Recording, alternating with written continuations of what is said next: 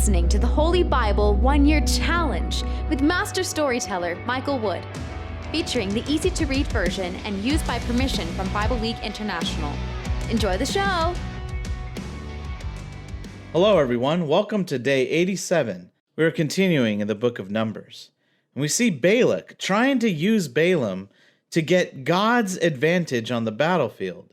But in this case, they want the Israelites to be cursed. So they build the altars and do the sacrifices for God. And then Balaam sends out 2 more messages regarding Israel. And at first, it seems like there's no way to stop the Israelites, especially with God on their side. But then we find in Numbers chapter 25 that Israel is its own worst enemy. And the Israelites begin to worship the false god, Baal of Peor. And God gets very angry. And it's kind of ironic, but through an extremely violent act of vindication, one Israelite seems to calm the mood of the angry Lord. So what exactly happened? You'll have to stick around to find out.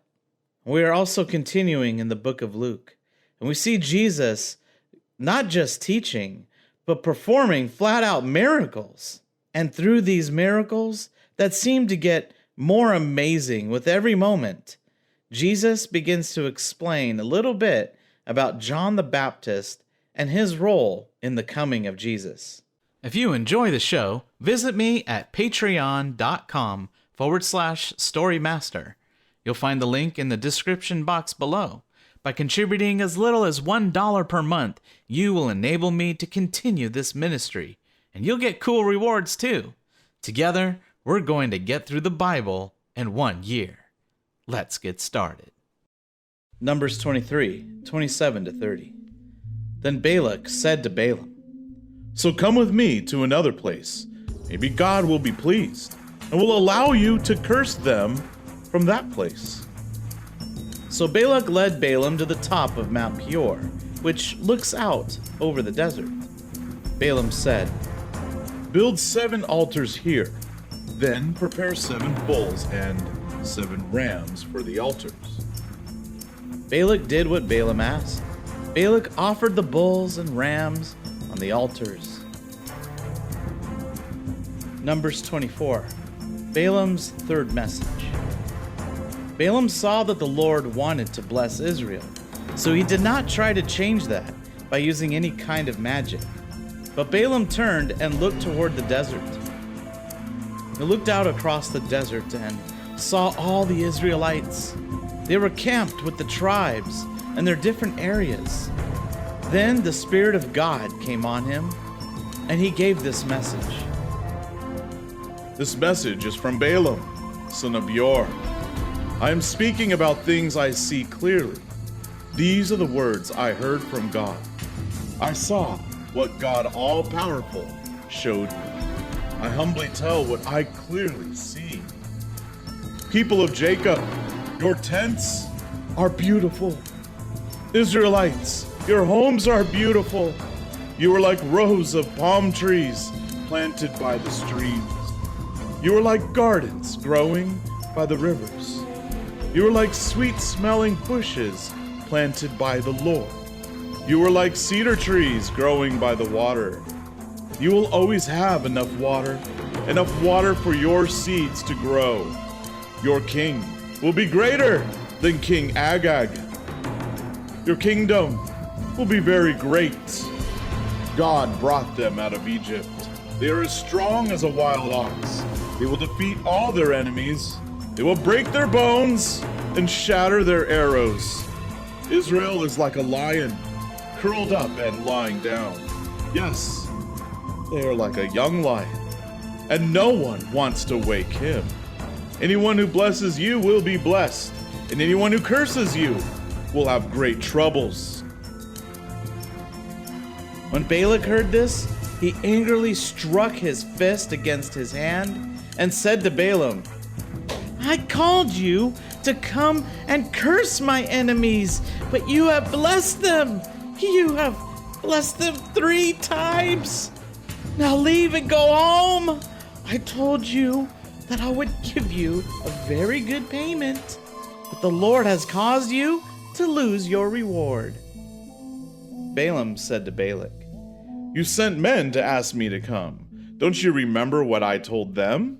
I said, even if Balak gives me his most beautiful house filled with silver and gold, I can still say only what the Lord commands me to say.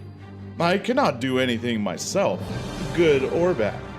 I must say what the Lord commands. Now, I am going back to my own people, but I will give you this warning. I will tell you what these Israelites will do to you and your people in the future." Balaam's last message.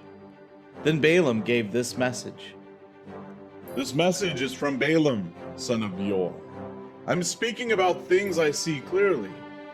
I heard this message from God. I learned what God Most High taught me. I saw what God All-Powerful showed me. I humbly tell you what I clearly see. I see him coming, but not now. I see him coming, but not soon. A star will come from the family of Jacob. A new ruler will come from the Israelites. He will smash the heads of the Moabites and crush the heads of all the sons of Sheth. Israel will go strong. He will get the land of Edom. He will get the land of Seir, his enemy. A new ruler will come from the family of Jacob. That ruler will destroy the people left alive in that city." Then Balaam saw the Amalekites and said this. "Amalek is the strongest of all nations, but even Amalek will be destroyed." Then Balaam saw the Kenites and said this. "You believe that your country is safe, like a bird's nest high on a mountain, but you Kenites will be destroyed, just as the Lord destroyed Cain.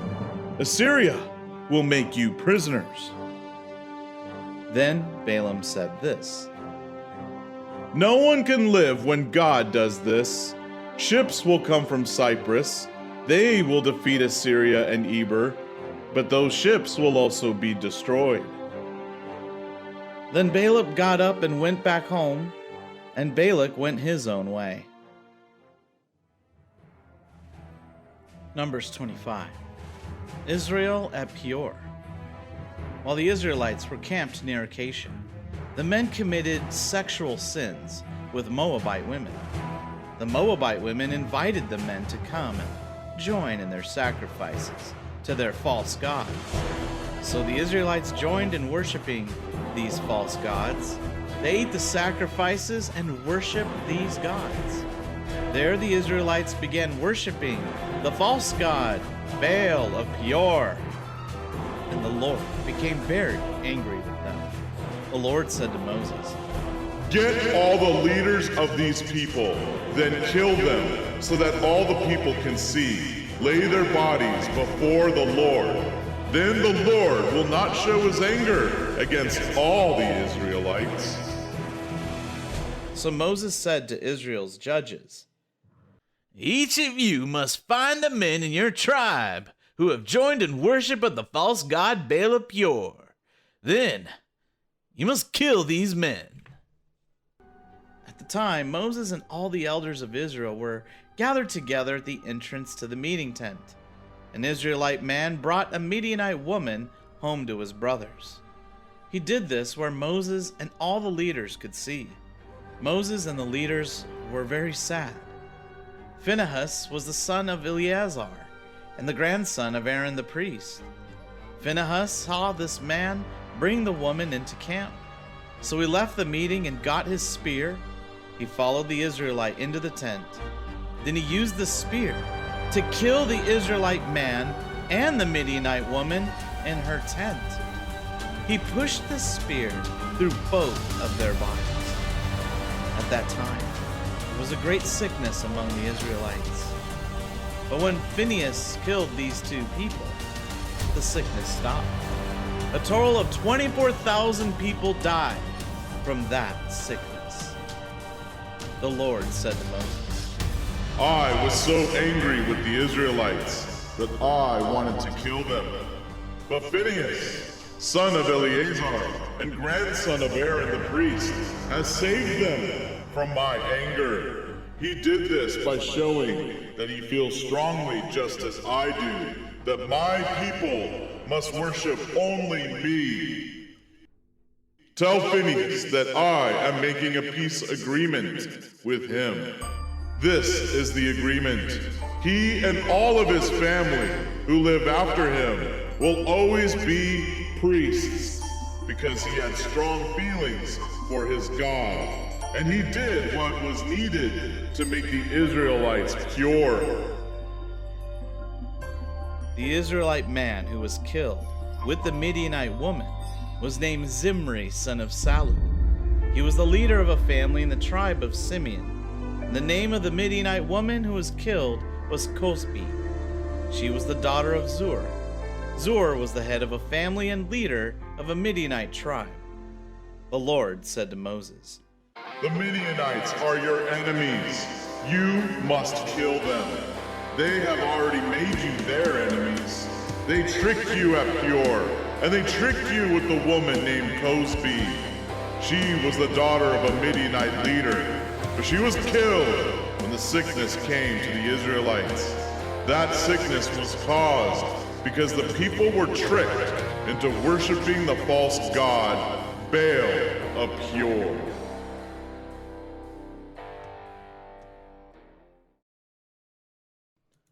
Luke chapter 7, verses 11 to 35.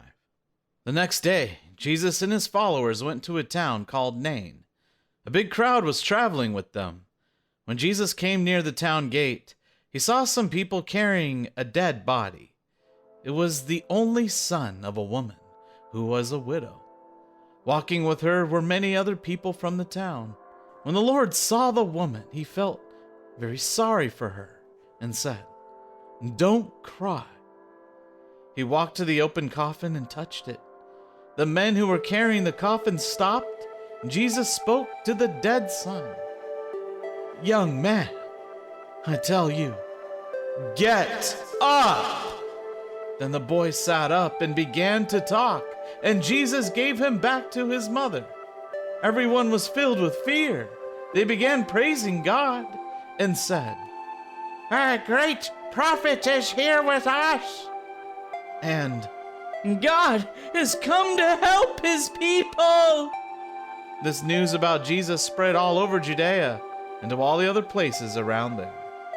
John's followers told him about all these things. John called for 2 of his followers. He sent them to the Lord to ask, Are you the one we heard was coming, or should we wait for someone else? So the men came to Jesus. They said, John the Baptizer sent us to you with this question. Are you the one who is coming, or should we wait for someone else? Right then, Jesus healed many people of their sicknesses and diseases. He healed those who had evil spirits and made many who were blind able to see again. Then he said to John's followers, "Go and tell John what you have seen and heard. The blind can see, the lame can walk, people with dreaded skin diseases are healed, the deaf can hear, the dead are brought back to life, and the good news is being told to the poor. Great blessings belong to those who don't have a problem accepting me." When John's followers left, Jesus began talking to the people about John. "And what did you people go out into the desert to see? Someone who was weak like a stem of grass blowing in the wind? Really? What did you expect to see? Someone dressed in fine clothes? Of course not. People who wear fancy clothes and live in luxury are all in kings' palaces. So what did you go out to see? A prophet? Yes, John is a prophet. But I tell you, he is more than that. This scripture was written about him. Listen, I will send my messenger ahead of you. He will prepare the way for you. I tell you, no one ever born is greater than John.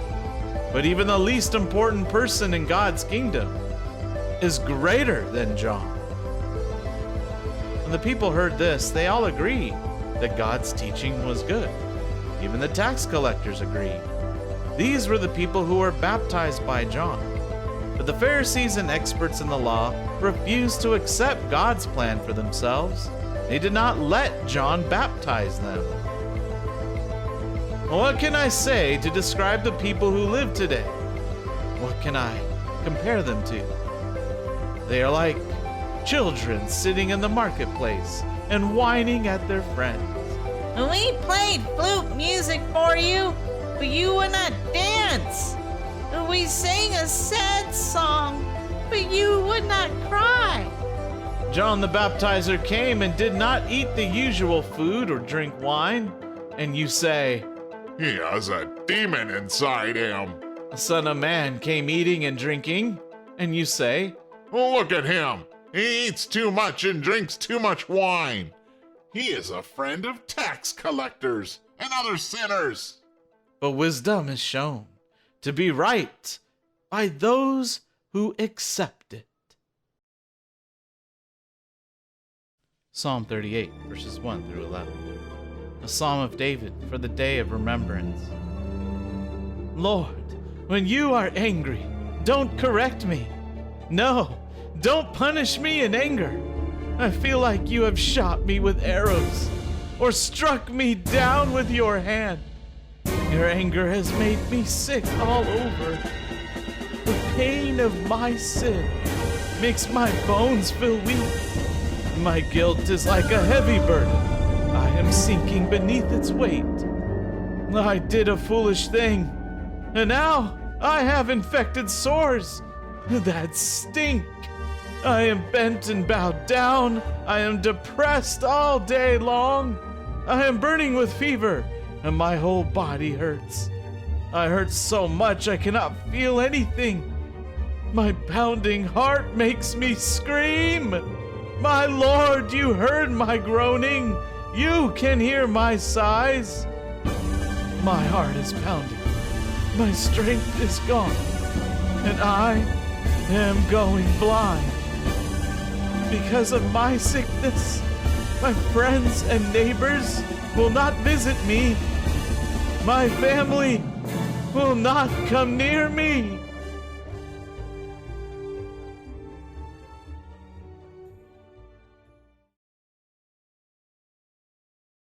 Thank you, everyone. That was day 87. Join us for day 88.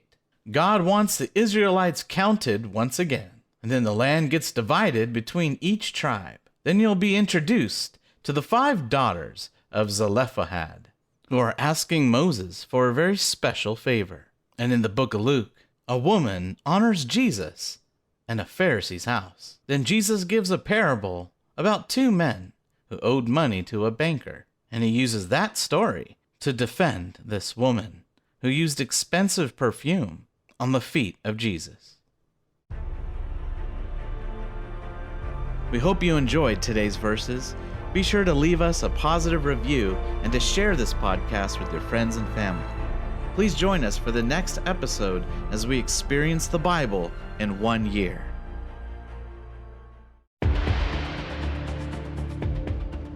Did you know we offer online courses in creative writing, literature, and web design? Visit us at storymaster.online to learn more.